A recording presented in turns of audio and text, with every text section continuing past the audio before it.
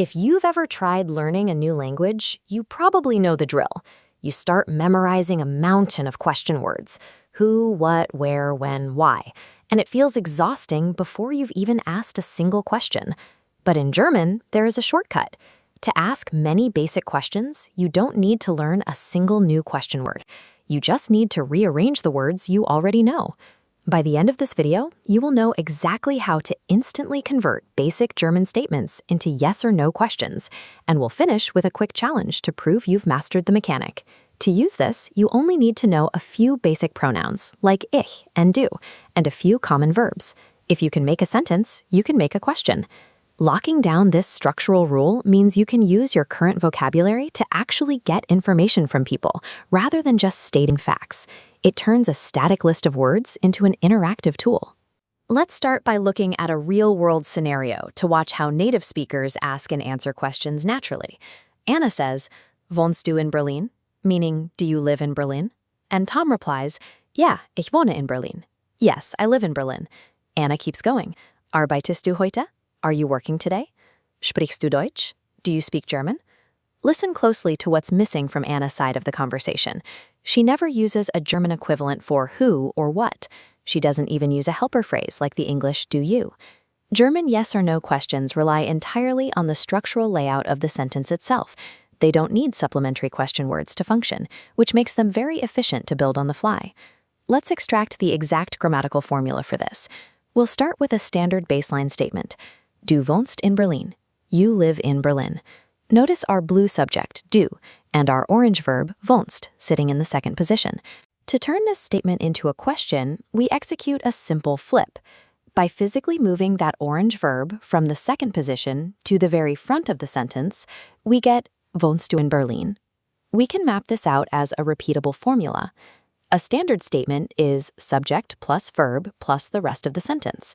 A yes or no question is verb plus subject plus the rest of the sentence, followed by a question mark. This works for almost any basic sentence. Arbeitet heute flips to arbeitet ihr heute. Habt Zeit becomes habt ihr Zeit. Du bist müde turns into bist du müde.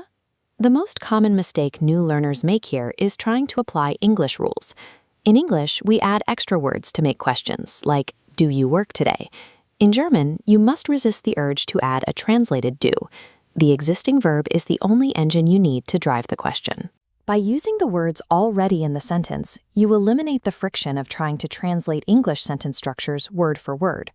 Step 1 is understanding the rule. Step 2 is putting it into practice. Let's do a quick quiz to see if you can apply it. Here are 4 baseline German statements. Number 1, du sprichst Deutsch. Number 2, du bist Student. Number 3, ihr habt Hunger. And number 4, wohnt in Deutschland. Your task is to convert each of these into a question. I want you to actually pause the video right now and physically write out your answers before we move forward. Let's check your work.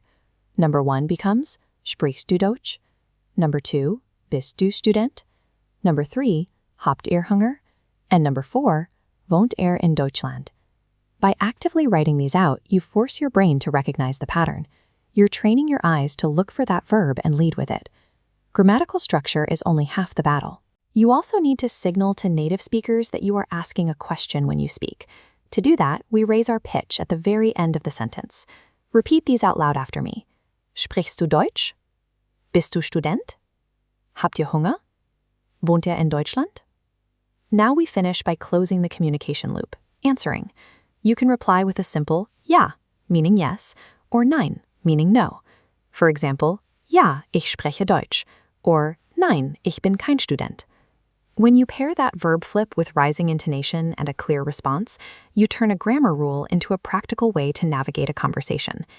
Now that we've covered the structure, the speaking, and the answering, it's time for one last challenge to verify your progress. Look at this prompt on the screen. Turn this sentence into a question. Du trinkst Kaffee. You drink coffee. Is the correct question format A, du trinkst Kaffee? B, trinkst du Kaffee? Or C, Kaffee trinkst du? Take a second, review the options, and post your answer in the comments below. The correct answer is option B, trinkst du Kaffee? We took our verb trinkst and moved it squarely to the front of the sentence. If you got that right, you've learned how to turn any basic statement into an inquiry. Every new verb you pick up from here on out follows this same movement, allowing you to ask more complex questions using this exact same pattern.